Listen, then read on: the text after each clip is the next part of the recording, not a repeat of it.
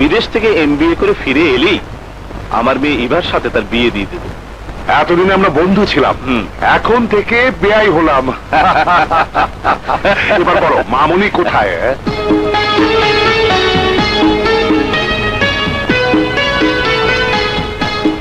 আরে কি করছো? এদিকে এসো, আর কিচ্ছু লাগবে না।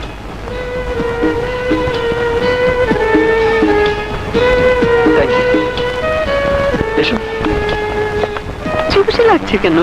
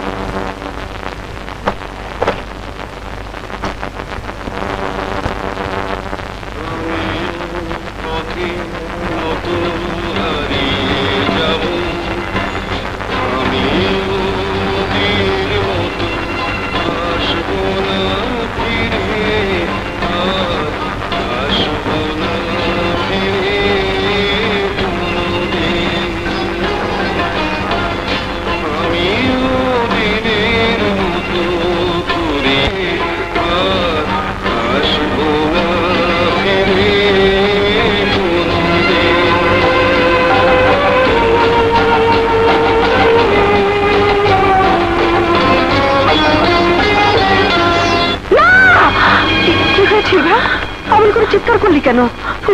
আমার রাজু হারিয়ে দেবে। আমি রাজুকে হারাতে দেব না, আমি রাজুকে হারাতে দেব না। রাজু হারিয়ে যাবে? কে রাজু? রাজু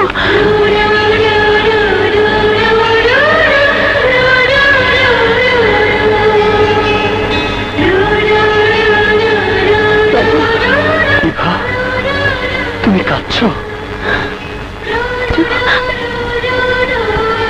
কি ব্যাপার ইভা? তুমি তুমি এলো কেন? কি হয়েছে তোমার?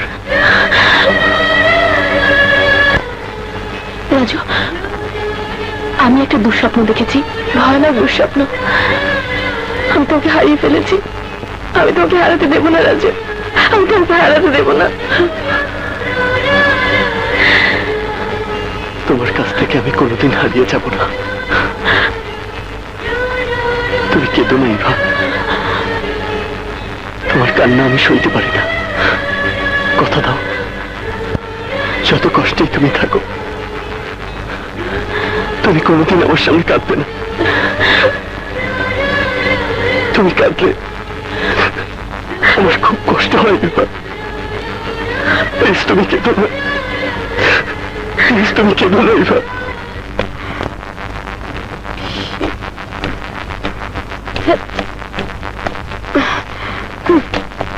La la la la la la la la la oh la la la la la la la la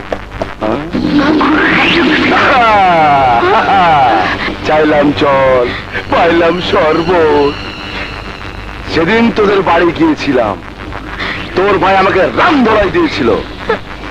আজ তোর ইজ্জত নষ্ট করে তোর ভাইকে বুঝিয়ে দেব আমার সাথে টক্কর দেওয়ার পরিণাম এই হয়।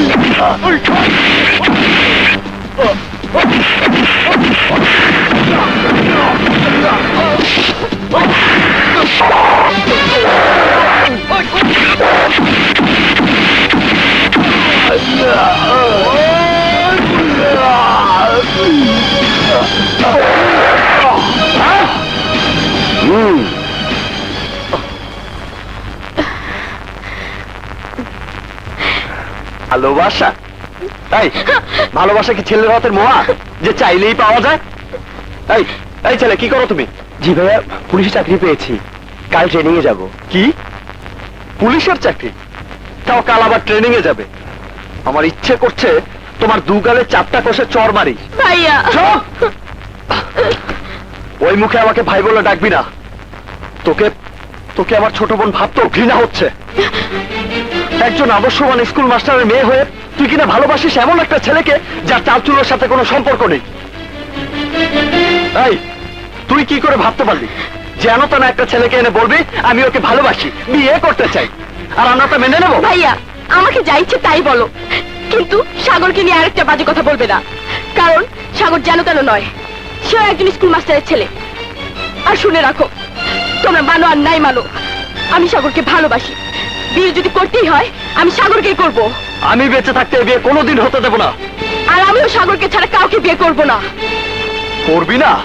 না, করব না।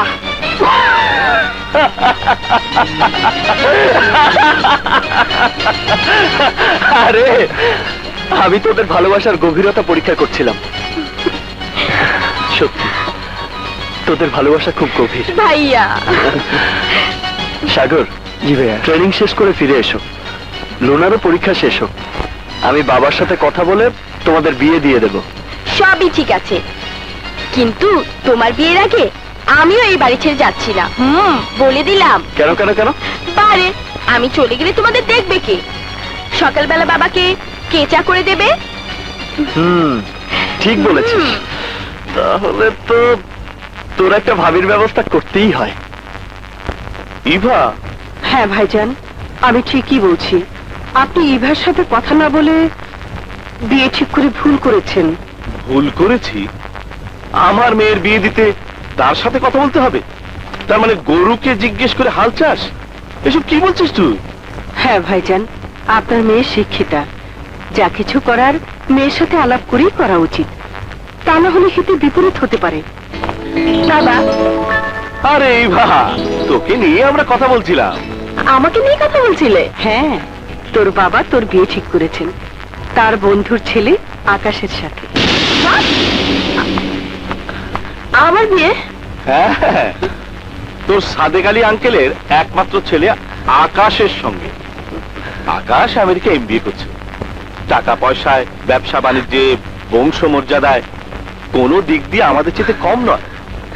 আর আমি আমার মেয়ের জন্য এইরকম একটা সুপাত্র নির্বাচন করতে পেরে নিজেকে খুব ধন্য মনে করছি। অথচ তোর ফুপু বলছে এ বিষয়ে তোর সঙ্গে কথা বলতে। বল মা, তোর মতামত কি? বাবা,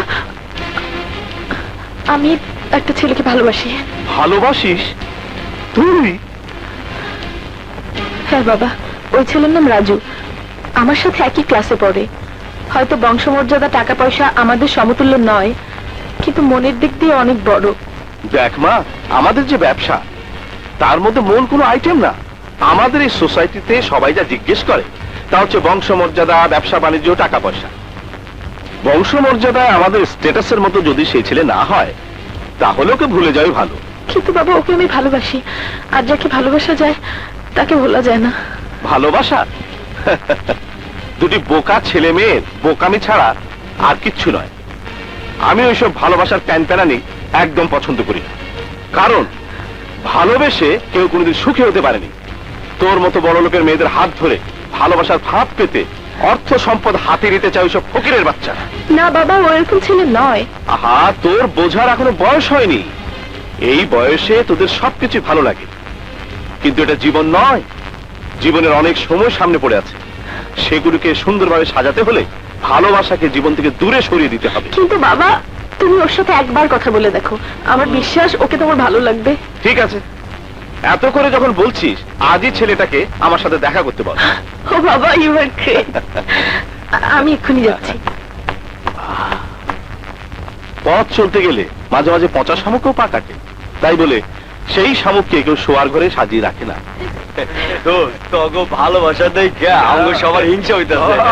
ভালোবাসা বেশি লম্বা করতে নেই, তাড়াতাড়ি চ্যাপ্টার ক্লোজ করে ফেলো। আমি বলি কি, ভালোবাসাকে এখনই বিয়েতে বেঁধে ফেল। ওই যে নাম লইতে লইতে আয়া পড়ছে। রাজু, রাজু, বাবা তোমাকে এক্ষুনি দেখা করতে বলেছে। দোস্ত, তুই এখনই যা। ওই চল আমরা যাই। কবে তো ডায়েরি চলো চলো চলো।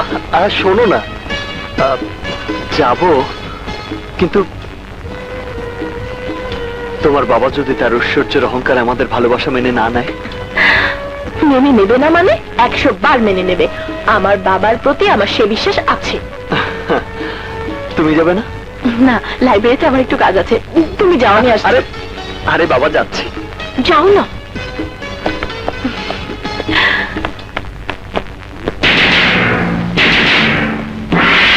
দারোয়ান, ওয়াচম্যান, এই ছেলে ঢুকলো কি করে? জি, আমি রাজু। ইভা আমাকে আপনার ও,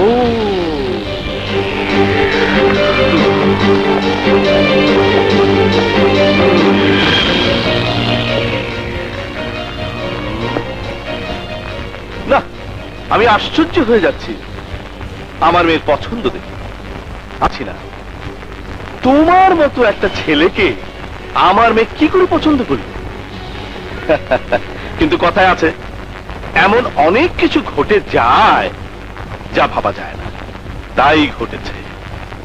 আমার মতো সমাজের বিত্তশালী লোকের একমাত্র মেয়ে ইভা একটা থার্ড ক্লাস নিচু ছেলেকে ভালোবেসেছে, এটা আমাকে মেনে নিতে হবে। দেখো ছেলে, ভালোবাসা একটা পবিত্র নাম, অথচ তোমার মতো ছেলে এই নামকে কলঙ্কে ঢেকে দিয়েছে।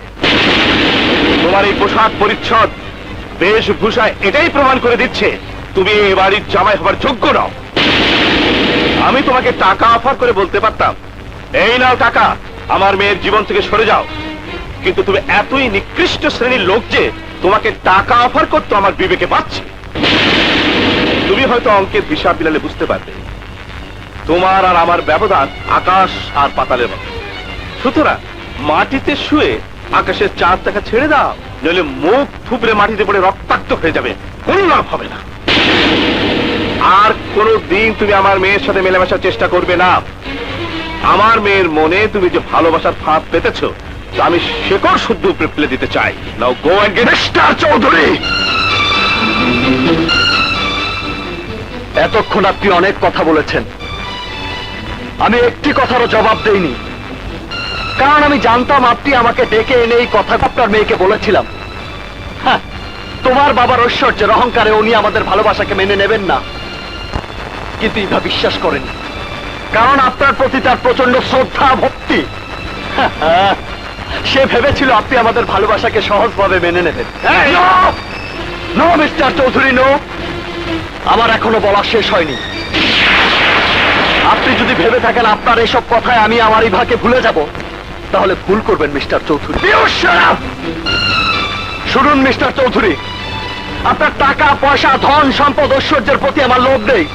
আমরা গরিব, আমাদের শুধু একটু ভালোবাসার প্রতি লোভ, আর সেই ভালোবাসা কোনো মূল্যে আপনি ছিনিয়ে নিতে পারবেন না। You understand?